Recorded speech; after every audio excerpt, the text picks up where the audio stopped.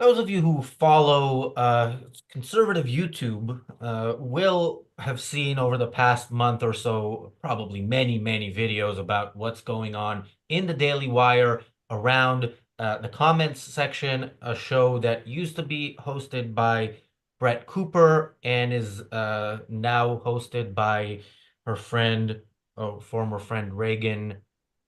Daniel, what's her last name? I don't remember. Anyway, why are we covering this? The reason we're covering that, what to me, as far as I can tell from the many videos I've watched on this in preparation for today's show, uh, it very much seems like a high school uh, girlfriends conflict that might and it kind of is. They're not high school, but they're early 20s, and but why are we covering it? Well, the Daily Wire is a major new media organization, a major conservative new media organization, and as such, its starting point was we're conservatives, we'll work with other conservatives, we'll have this big tent of conservatism, and we'll have different conservatives, conservative voices, and what they ended up with is all these inner conflicts, the first one of which, actually, I don't know which the first one of which was, but a recent one that we heard of was Candace Owens spewing anti-Semitic venom on the Daily Wire, not as intensely as she is now on her own channel, but again on a channel owned by Ben Shapiro and founded by Ben Shapiro, and he struggled to get rid of her. So we're gonna talk about this specific conflict and the wider idea of a big tent. Welcome an ideological big tent where you have conflicting views, supposedly on the same side. Welcome to the reality show. I'm joined by Daniel, Michael, Jonathan. Michael and Jonathan, I always appreciate it when you're on, but I especially appreciate it today because I know this is not your topic. So Well, I'm going to start with personally, I don't know if I speak on behalf of Michael, but I've long prided myself on my ability to avoid millennial influencers. But ARCUK is exposing us to all types of new experiences. So we took one for the team on this episode.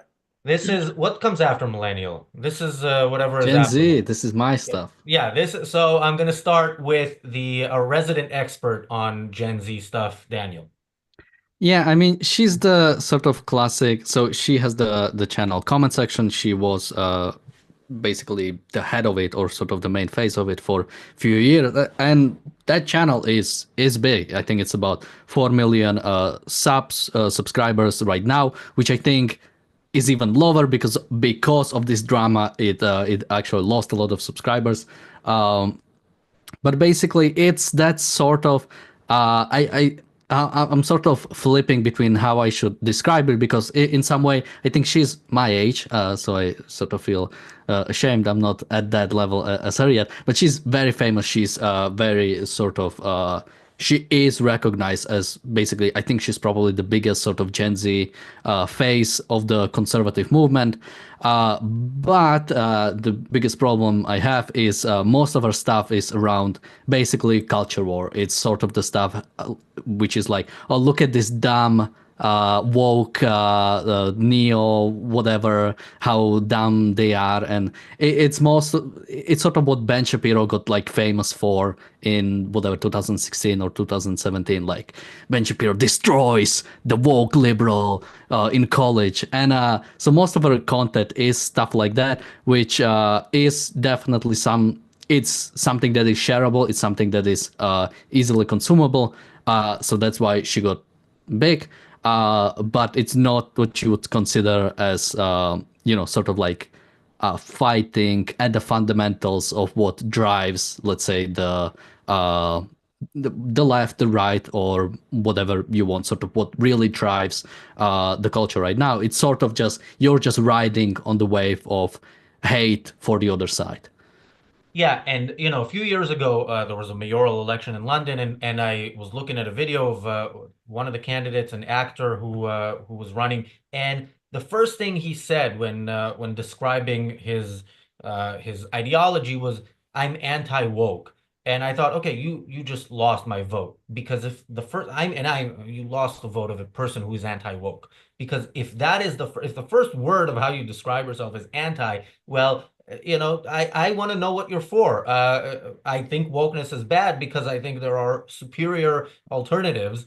But you're not presenting one. You're just saying you're against something, and I think this is how a lot of what is today the right, especially in America, has been formed. Much of it is a reaction to the left. There isn't really a right. There is a left and an anti-left. Jonathan. Yeah, I have to say, Razi, I've seen that for years now. Big, what is that big thing that they did? Communism sucks. Communism sucks. Down with communism, down with socialism, down with fascism. But there's no lifting up of the positive. There's no even identifying of the positive that I see among the American right. And on this notion of Big Tent, personally, interestingly, there's a lot of history within objectivism about this notion of Big Tent, and people should look up. Dr. Peikoff split an article with David Kelly on this issue of Big Tent objectivism. But I personally reject Big Tent conservatism. I don't want to be in a tent with people who are anti-immigration, anti-vax, pro-God, anti-trade, pro-xenophobia. I don't want to be in that tent. So, at least philosophically, I think you can work with other groups on particular issues, but I don't want to be associated with those basic fundamentals. And I guess I'm not surprised there's a schism and there's upheaval within the American right writ large. Yeah, Michael, I'm coming to you last on purpose to give you some extra time to Google Brett Cooper and anybody else there who needs to be Googled. But yeah, there is just generally, not even just with the Daily Wire. There are times when you want to have more people kind of on your side on an issue in order to make it more likely that whatever you want to get done gets done. But in this case, I do think it's more of a broad ideological kind of side. And it's broadly philosophical. It's not a one issue thing. It's not, okay, you are religious and I'm an atheist, but we both don't want to be killed by Hamas, so let's be on the same side. Yeah, I mean, I just would point out real quickly, as sort of a smart-ass remark, one of the things in medicine we have is we like to call things what they're not, because that's how things got discovered. We have non-Hodgkin's lymphoma, which, to the point of I'm anti-woke, so I'm great, but what are you? And if you tell a patient they have non-Hodgkin's lymphoma, it's about 30 different subtypes, and they're treated differently depending on what it is. So telling them what they don't have is not helpful.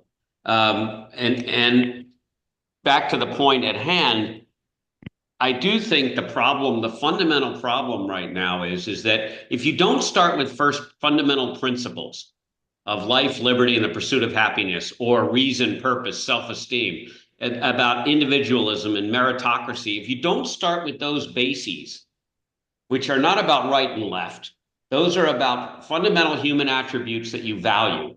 It turns out that if you value life and liberty and the pursuit of happiness, you value individuals. It follows. And in fact, it's completely illogical for it not to follow, meaning when you're talking to someone who believes in some sort of collectivism, really what it distills down to is they don't believe in life, liberty, and the pursuit of happiness. And it's very important that I think, in our ongoing discourse, because of this growth of kind of emotion-based response to stuff, including what we see on this news channel, that you reduce things back down to first principles. And what we're going to find out is that there are people in our society that fundamentally disagree that individuals should have rights. And that's why they're okay with supporting terrorists and globalizing the Intifada.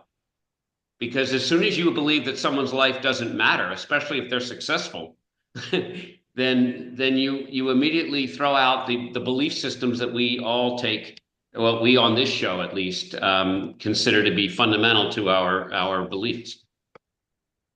Yeah, thank you, Bonnie, for the super chat.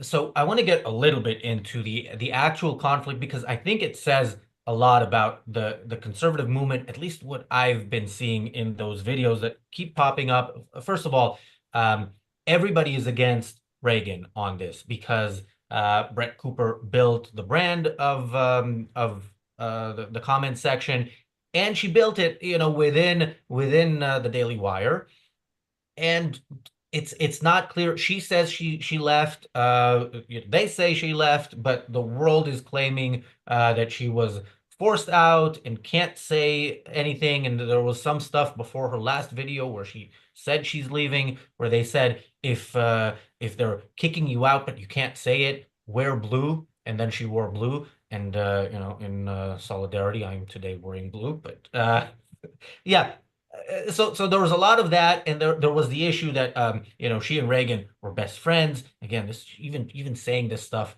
on our channel, I feel bad about it. They were best friends, and now they unfollowed each other on Instagram, and it's apparently because Reagan was Brett wanted Reagan to go with her, and Reagan was offered a job and decided to stay. And so many in the conservative movement are now going on the Wait, comment. also, you forgot that God told Reagan to stay at the Daily Wire to try it out. Oh yeah, God King Jeremy Boring. Yeah. No, actual God. Oh, The real God. oh, okay. All right. Yeah, I missed that part. Yeah. Apparently there's more to this story than I've seen. But yeah. So one thing that's interesting to me is that the conservative movement is so interested in all these details to the point that they are now going on the comment section, doing, clicking thumbs down on videos, posting comments against Reagan. They are taking part in some conflict between 21-year-old BFFs. And this is a big thing in the conservative movement now. So yeah, Daniel, how do you defend your generation on this? Yeah, I mean, just a quick point on sort of the Daily Wire move. Basically, what they did is they have the same channel, the comment section, and they just replaced the who is doing it, which is a brave decision, I have to say. The fact that you would, because again, it's a show that was not, sort of like with, let's say, the Daily Objective or the reality show, we can sort of exchange hosts to some extent, and basically the shows still work because the fundamentals are more about sort of giving a perspective, giving a view from sort of an objectivist viewpoint, while the comment section was, this is Brett Cooper, and sort of an attempt to just, well, we'll just replace a white Gen Z girl with another white Gen Z girl, and it will still work somehow. And also, Reagan has sort of is acting in a similar way as Brett Cooper. Yeah, one of the claims was that she took acting lessons in order to mimic her, style of talking and body language and so on. Jonathan. And I asked to, as someone, I'm sure many of our audience isn't familiar with Brett Cooper. Do any of these young influencers have anything interesting to say? Like for now and time, then I see Dave Rubin, who's become another good old-fashioned conservative. Like he's just is a good old-fashioned conservative, nothing radical, nothing unusual. He's traditional American values, patriotic.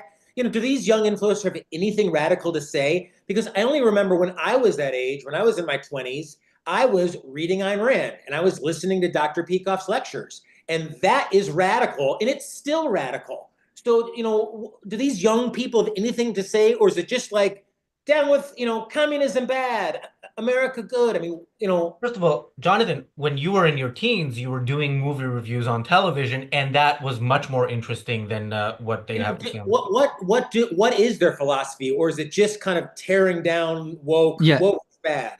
Yeah, I mean, for the most part, it is. I think this is, and I don't know if it's sort of like the fundamental problem of like a two-party system that eventually you have to pick a side that you stick by and you no longer sort of can criticize.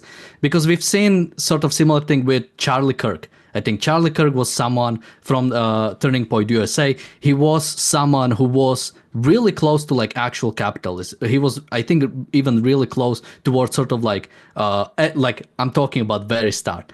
But then like Trump talked. Daniel, more than a decade ago.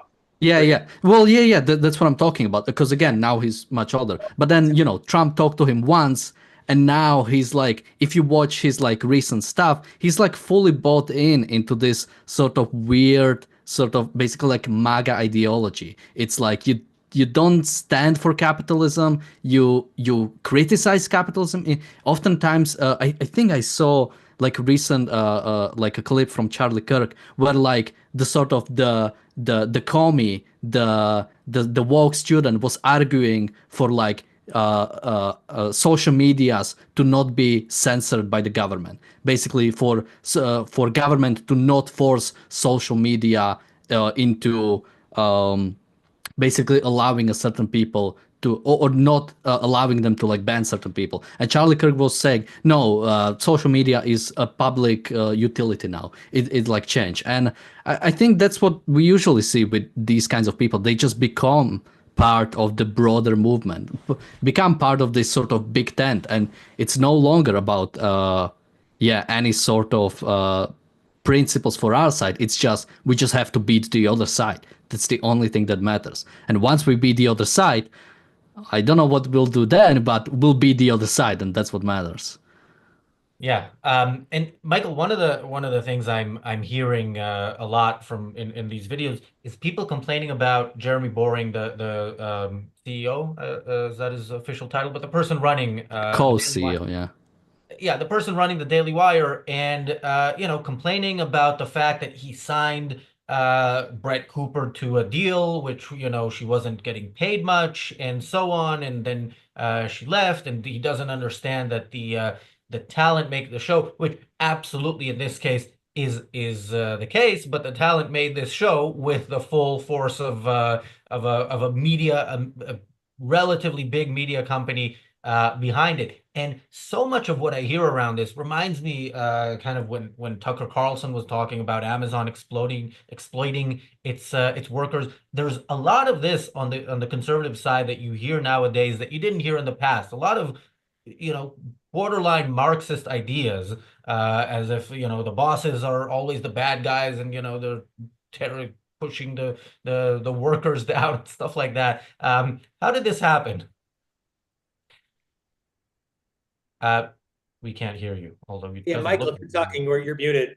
Well, I mean, I I guess that's my perspective, Razi, and why I'm so I shouldn't say I'm shocked, but when evaluating today's conservative movement, they are so, and of which these young people are real stars. Charlie Kirk is a huge star of the conservative movement, and like I've certainly never heard him defend capitalist principles. I've never heard him defend private property qua private property. There's plenty of down, and so I think that's what's really missing and what's troubling. And these young people, from time to time, they pick it up. I mean, didn't years ago Sargon held up Dr. Peikoff's ominous parallels, and it like jumped to the people are like, what? This is so when people discover Ayn Rand, they eat it up, as well they should, because it is radical, it is fascinating, it is different from mainstream or any type of conservatism. So I know that's my goal here, is to really introduce people to reading something that's going to change their lives, like watching another meme about how this swimmer is a guy and not a girl, and why is she swimming? Like, you've seen that before. They just a bell they keep ringing over and over again. Learn the positive. Learn about a philosophy that's going to change your life. That's objectivism, and that's why we're here 7 days a week. I Yeah, agree. Although that swimmer is a guy. Michael. It is the Yeah, guy. sorry, I was muted. I think one view that I have about why this is happening is because the Democrats have felt it's pretty clear that the Democrats have abandoned the working person. They used to be the party of the working person, and now they're not. And they used to be sort of pro-union, and pretty much everything they stand for now is so ridiculous, or at least so overdone. And basically, you remember when gas prices skyrocketed, and all the pundits, all the liberal pundits who all vote Democrat went on and say, I don't mind paying $16 for gasoline because it'll reduce emissions. And that's clearly antithetical to people that work hard for their money and pay taxes and don't have a lot of extra money. So I think that what you're seeing on the conservative side is simply filling in those those spots. One of the guys that's on this show a lot is Anders Ingemarson, who was on yesterday with me, and he has a great book called Think Right or Wrong, Not Left or Right. Every time you say the word conservative, it bothers me because the name itself is really bad. It doesn't have any philosophical input at all. All it has to do is you might as well go into an antique store. And on the other side, the name liberal, which is obviously ridiculous, even more so now, because they're anything but liberal, because they're actually against liberty, is also a problem. And I think what Jonathan's speaking about, and I think it's critically important, what we need to see more of, and this show gives it, the reason I loved Ayn Rand is because it gives you a rational approach, starting with an individual and thinking about what made the West, why we had a Renaissance and why we had progress in the world is almost entirely due to the West. That's a fact. In fact, a lot of the weapons that are used against the West were invented by the West, by people that can't tie their own shoelaces because they don't know how to make shoelaces properly. And I'm saying that a little bit facetiously, but on purpose. And what the beauty of objectivism is that it really tries to take you from fundamental principles and move you up through a stage of thinking, it's devoid from conservatism, which simply says whatever used to be is good, capitalism good, socialism bad, religion good, atheism bad, this kind of silly stuff. And liberalism, which stands for whatever way the wind is blowing these days, which has no basis. And I think it's critically important for humans to get back to, as the world gets bigger, more populated, and frankly, only divisive, because if you don't agree on fundamental facts, you're going to be divisive. I mean, that's the natural way to be. And I will tell you that I believe that most people, more I think on the left than on the right, but most people don't understand fundamental principles. And I think that a lot of what we're seeing here is disagreements over stuff that if you trace it back, you'll find out they don't agree at the base. And Michael, just as an addendum to that, Ms. Rand's point about thinking in principles, how much is that lacking from any of these young commentators or young voices? Yes. But I'm going to ask Razi and Daniel, what is this girl's name? Cooper? Brett? Was Brett kind of going the Candace route? Like, was she getting too conspiracy theory? Is that why she moved? I mean, is there any legitimate reason to think that they wanted to distance themselves from this young woman? Like, certainly Candace was completely off the range. I have to confess, until this happened, I didn't know who she was, and it just so I haven't seen that much of her stuff. I don't know. I don't think it's definitely not that she went full Candace. It could be that behind the scenes she had Candace-like views, and as soon as she left, Candace did make a video in support of her. But yeah, I don't know if that's necessarily the reason.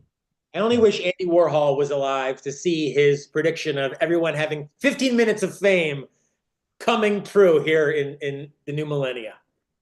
Well, so she has grown enough of a fan base that, she started her own YouTube channel, which last I checked didn't have any videos on it yet, and already had more than 500,000 subscribers. So she did grow an audience, but again, she grew that audience because of the Daily Wire. I mentioned from time to time that I'm a fan of professional wrestling, and there's a big deal in America with or there used to be, about the main company in wrestling, WWE, having non-competes with wrestlers.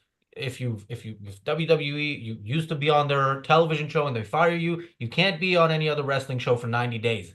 And I always thought that makes perfect sense. Most wrestlers in the world wrestle in high school gyms for $50 at best. And then if WWE actually puts you through everything you need to be put through to, perform in arenas and with an audience of millions around the world, yeah. You don't go with their investment to their competitors the following day. That's my view. But actually, Daniel, you were next, but I am interested also, Jonathan and Michael, in your views generally on non-competes. Daniel. Yeah, I mean, just further, first on, Jonathan mentioned the 15 minutes of fame, which my favorite example of that is so far the Hawk girl. She, in like 8 months, she went from, not being known to possibly going to jail. And you guys maybe don't even know They who have no that is. idea what you're talking about. Uh, About the coin. yeah, but basically, she then made crypto, and Trump was like, "Oh, I like that. I'll do that too," and he made his own crypto. I also wanted to mention, because Michael mentioned the conservative versus liberal, and I think the distinction should be more conservative versus progressive, because conservative is just, by definition, is just conserving whatever is, and progressive is just progressing from whatever it is. It has no fundamental beliefs. While I think liberal still has, I mean, even Ayn Rand, when she was writing in the 60s or 70s, she referred to left as liberal. And for people on podcasts, she used quotation marks every time she did so, because she didn't believe they were liberals. Liberal requires you to have some respect for rights, requires you to have a certain view of the government, I think a limited view of the government, and a proper view of government, which in modern day, I don't think either party really can claim or can really stand for.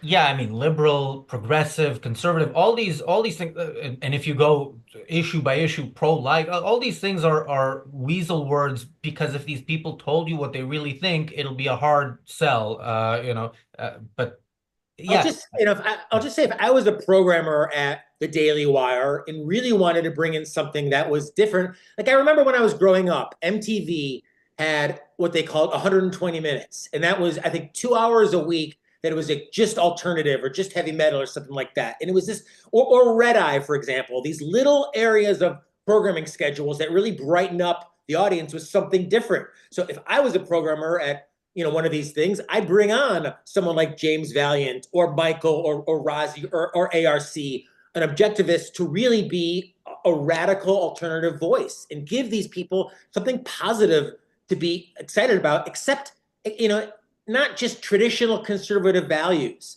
If you're a young person, 15, 16, 17, how exciting is that? How motivating is that? And Michael, to your point, I think Miss Rand talked about her distaste for conservatism, or perhaps Dr. Peikoff. We'll try to get that in the show notes today. But why that notion of what are you trying to conserve? The same old religious mysticism and irreason, and that brought you up to this point. So don't embrace conservatism just because it was there. Embrace something that's really radical, and that is objectivism, and that's what programmers should be putting on their air. Yeah, Yeah, I I love mean, that you mentioned Red Eye. That is my favorite show in the history of Fox News, and not just because Jonathan Hoenig was on it a couple times. It was just so. First of all, it was so unlike Fox News, but it was so unlike anything that you would see on cable news. And there are full episodes of Red Eye on YouTube that you can I mean, find for people who that's what I'm don't know saying. what it is. There's a Twitter talk now, is Ayn Rand the new vibe? You've seen this going around. Is Ayn Rand the new vibe? Yeah, Ayn Rand is the only vibe. If conservatism or any of these other groups want to find something positive, a positive value to pursue and achieve happiness, success, like Michael, like so many objectivists, that is, good ideas are the answer. So find them there. Um, Michelle says, yeah, no one knew who Brett was before she was platformed by the Daily Wire. And yeah, Michael, that is very often the case. Yeah, sometimes people, go on a show and become famous and then don't want to be on that show anymore. And that's what happened here. But uh, people seem to forget that it is that platform that gave her that fame. Yeah, I mean, one of my comments on that. I mean, this is like having movie stars pretend that they would be movie stars without the movie theater and the production company and all the investment behind them. In my business in pharmaceuticals, it takes us $1 billion, give or take, to create a new drug, and we couldn't do that without the fuel to run that, which is the investment, and all of the amazing support that we have, and the expertise in so many areas. Now, I'm not one of these "it takes a village to raise a kid" kind of baloney here, because you need people to lead. You need a quarterback, and you need leadership, and you need CEOs. But you absolutely need to have a place for you to thrive. And there's no question that it has to be a marriage that works together, or it's going to blow up, which it clearly did here. Yeah. Thank you, Kathy, for the super chat. Daniel. Yeah, I mean, just to cover what we said earlier, someone was asking, or I think Jonathan was asking, if she was like sort of going into the conspiracy land. And I think something we should have mentioned from the start, when it comes to sort of why she was, well, technically she wasn't fired, she left. Most of it is he says, she says story. We have no idea really why she left. We don't really know the behind the stuff scenes. And considering the fact that she did leave and she wasn't fired like Candace Owens, I would imagine that there are different circumstances going on right now. And she definitely, on her own terms, she wasn't in any way sort of conspiracy themed as Candace was in her sort of last days. But something we have seen is after she left, sort of alt-right and Candace Owens herself were sort of applauding the decision. Now, again, that might just be, they simply hate the Daily Wire because they are pro-Israeli, and that whatever goes against the Daily Wire, we automatically hate. But it sort of reminds me why, I can't wait for the time when objectivism becomes more popular and we can think of things more of it as, was this the right decision or was it not the right decision? And people won't automatically jump on one side based on like party alignment or based on, whenever there is like a conflict between like a CEO and a union, then some people are automatically on the union side, whatever happens, and some people are automatically on the CEO side, whatever happens. And it's like, well, in a free society, both can be wrong. In some cases, the labor union might have a proper thing, and in the same way, like Brett Cooper might have a reasonable objection to the Daily Wire. Daily Wire might have a like a proper problem with I don't know. Well, we don't know with the contract or with the way she was acting, if that was the problem. But in the current culture, it's these people bad, so we hate them no matter what. And, it makes for sort of really boring almost discussions. Similar way, I mean, people have seen some people have been calling it the Nazi salute by Elon Musk. And the reaction to that was sort of obvious. Everybody on the right is sort of saying it wasn't a Nazi salute. What are you talking about? He's not a Nazi, blah, blah, blah, blah, blah. And everybody on the left is, oh, come on, what do you mean? It was clearly that. And there is no actual discussion when, there could be a reasonable things to say on either side. It's just, it's my party cannot do any right and the other party cannot do, or sort of any wrong and the other party cannot do any right. And even, well, can you identify a Nazi beyond just the Nazi salute? Can we talk about some of the ideas behind National Socialism? Is that a discussion? No, I mean, it's, that's the nature of, but to Michael's original point of why this kind of there's no discussion of basic fundamentals at all. In a new textbook of Americanism, Miss Rand starts with, this is a political issue of individualism versus collectivism. And, I don't think most people today think in those types of principles. They're either like this issue or that issue. But, I just think there's an opportunity with these young influencers to influence something that's actually going to make a positive change in their life. And it's not one more meme lampooning DEI. Like that effing drum has been beaten to death. And so I'm really hoping Miss Rand and objectivism get at least a hearing. I remember Dr. Peikoff once said, if there was one objectivist, and I'm paraphrasing, it was something effective, if there was one objectivist professor per 100 professors in universities, the movement could really grow. So let's get one or two really strong objectivist voices at the table in some of these major conservative broadcast entities. Maybe when they fire all the DEI people, they'll have room for some of them. Yeah, I just would add one side point on Elon Musk, because I don't know anyone that's a true innovator that loves human progress and flourishing that is also anti-Semitic.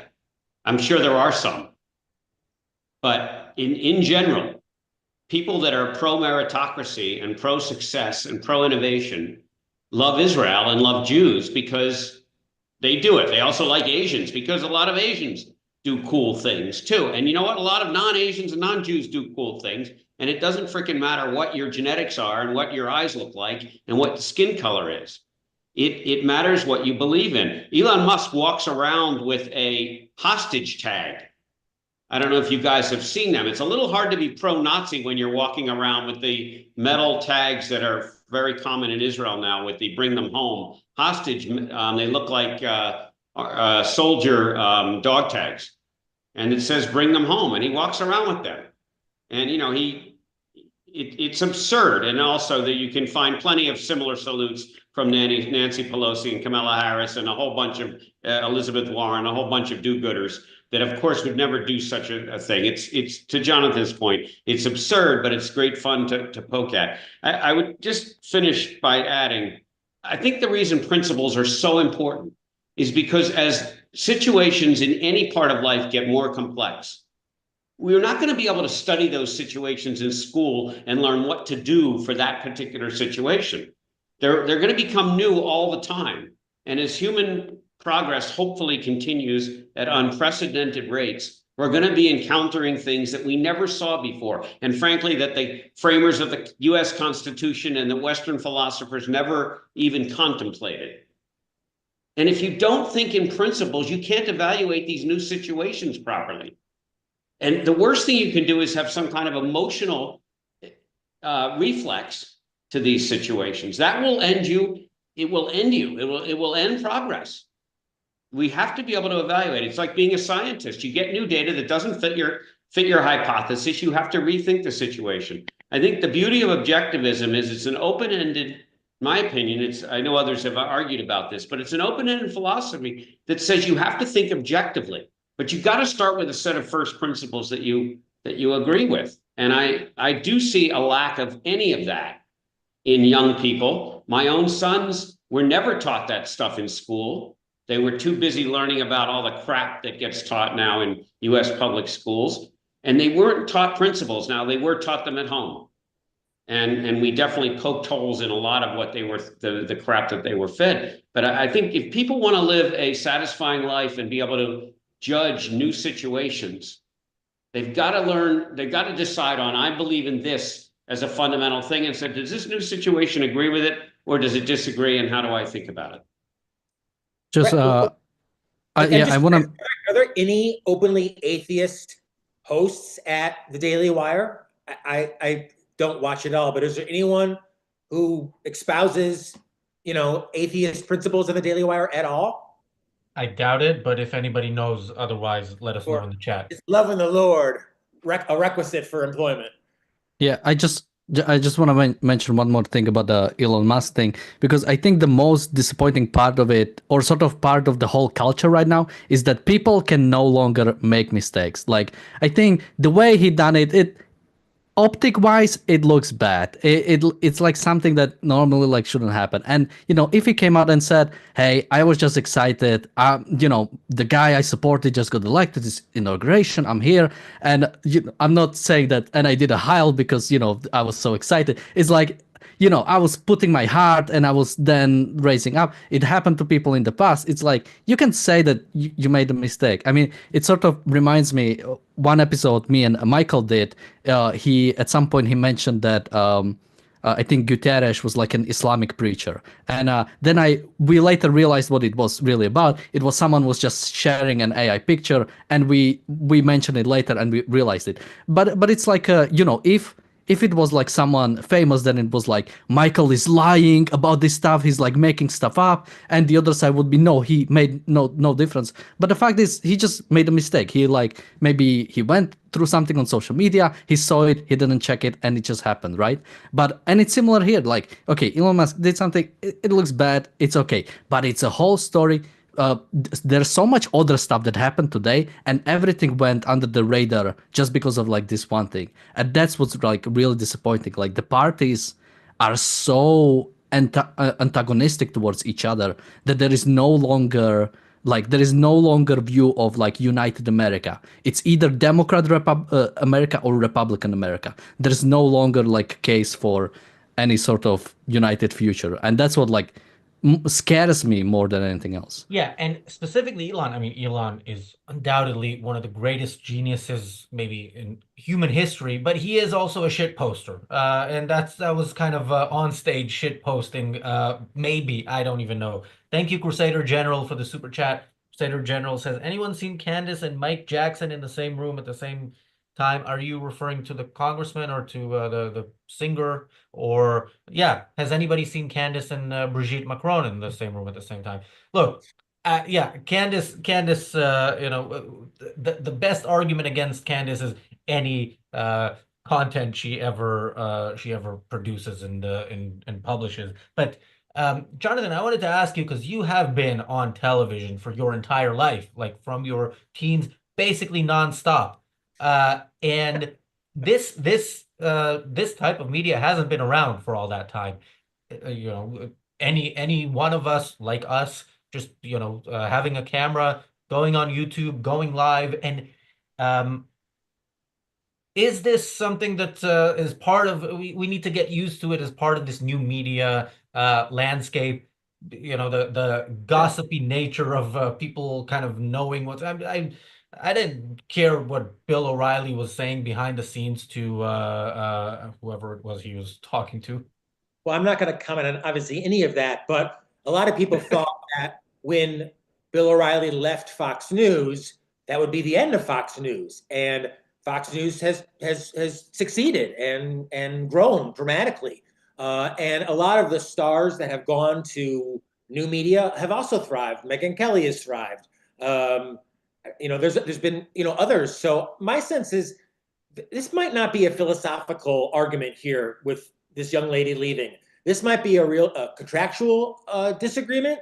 This young lady might think I can be better paid on my own platform or doing something, or maybe she'll appear on some. So don't cut this out as, in my sense, at least among many of these young voices, is that they're actually not too principled. That they would go either way, and I guess that's based on my own experience in the online conservative movement. That a lot of people who I know 10 years ago were ardent free market capitalists now are totally cool with trade restrictions and other types of malarkey. So my sense is that this must be a business decision for Brett Cooper much more than a philosophical one.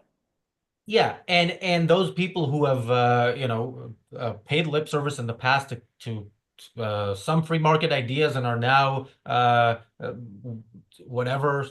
borderline Marxists, Yeah. they still have the same audience who kind of shifted with him. And Brett Cooper gained an audience for reasons other than the platform she was on. She definitely has charisma, and she was like people wanted to hear what she has to say, and will continue. I have no doubt she will be successful. The fact that she has so many subscribers to a channel with 0 videos already tells us that. But yeah, it is well, Michael, you haven't been on television your entire career, but you've I assume consumed the news media. And what do you think? In what ways is this something that you have seen in the past, and to what extent is it new and part of this new landscape? Yeah, I do agree that there aren't many people that I don't think the young people really have principles. I don't think they're taught principles. I don't think they're taught to think about things from foundational principles. It's almost like learning math without learning axioms, like 1 + 1 addition is 2, which I know that a lot of the progressives think it doesn't have to be 2, which is obviously double speak, the word progressive, because it's moronic. It's not progressive at all. But I don't think they have any real values. I do think a lot of them go with the wind. And I think the reason they do is because if you don't have any initial values to think of, then you kind of emerge into a system. You say, I'll make the best of it. I'll get a career where it works. And if that career dries up or there's a better career next door, I'll move to that one. And I have younger friends mostly who have certainly switched gears. Some of them remarkably in what I would say the right direction. and mostly for principled reasons. I mean, most people I know that used to be liberal or sort of pro Biden, pro Harris, who voted for Trump, just got fed up with the crap. And a lot of them were Jews, and I think they got fed up with the tacit support for anti-Semitism. And then it's interesting because then they actually got some principles. And remarkably, they went from being semi-socialist to capitalist, even though the people I'm thinking about all had very well high-paying jobs in very capitalistic areas. So I do think this is most likely the wind changed a little bit. There's a better opportunity somewhere else. And it may be. The other thing is they matured. And like you said, maybe she went on to believe she can have a better deal with her own platform or with somebody else's platform. And that happens too. Jonathan, you look like you're Yeah, we share Robert's super chat? Thank you, Robert Nasser. Robert says, damn, makes me miss the Tea Party. Hell, it almost makes me miss Obama. Okay, not really. This too shall pass, but it ain't going to be pretty. And I guess I put that forward, during the time of the Tea Party, I was at those first Tea Party rallies. People were holding up Atlas Shrugged signs. And it was really a don't tread on me, don't tax me type of movement. And then for my understanding or my observation, it became the big tent. And it started letting in Michelle Bachmann and the religious mystics and the anti-abortionists and the conservative movement writ large, and it lost the whatever philosophical principles it had. And of course, it disappeared altogether. So, maybe a lesson for those who believe in big tents is, watch who you let in. Yeah, and again, we talked about how, there are times when there's a specific issue where you don't have to share everybody's values to ally with them on that issue. And it seemed like the Tea Party was one of those issues. Here in the UK, we had the Brexit vote, 9 years ago, and yeah, that was people who on both sides, people allied with people they didn't necessarily agree with. I mean, it was very interesting to see kind of parts of the right being pro-Brexit because they didn't like immigrants, and then parts of the left being pro-Brexit because they didn't like immigrants for different reasons. They didn't want, immigrants stealing our jobs. The main unions were very much anti-Brexit in the UK.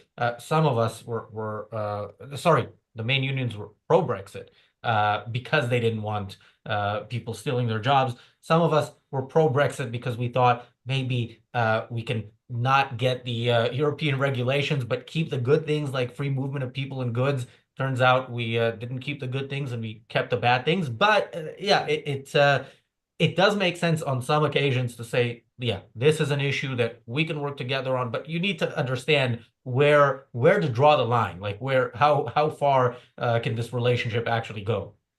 Daniel. Yeah, just quickly, because someone in the chat mentions the black minister's speech was intense. He got into character, did his haka equivalent dance for the government, which was one of the ministers during the Trump's inauguration. And my favorite thing from that is after he left, he actually had his own crypto token. And when he left the stage, he immediately made a video when he said people should buy it, and then it dropped after people bought it. So he literally did like a crypto rock right after the speech, which I found funny if it was like on Onion, but really sad the fact that this was something that happened after during the inauguration of a president. So what else to say about this situation? Not much, but Jonathan, any parting thoughts on the topic? Yeah, well, I mean, we're talking about the influence of these young voices in conservative movements and liberal movements, and what I think we all agree that they're devoid of is ideas, radical ideas. That is what Miss Rand provides. Not just the kind of a mindless tearing down of woke, tearing down of socialism, fascism, but it's a positive value. Michael, you were talking before about how philosophy, gives you, in fact, tells you what to do. And Dr. Peikoff talked about philosophy as a shortcut, as a time saver.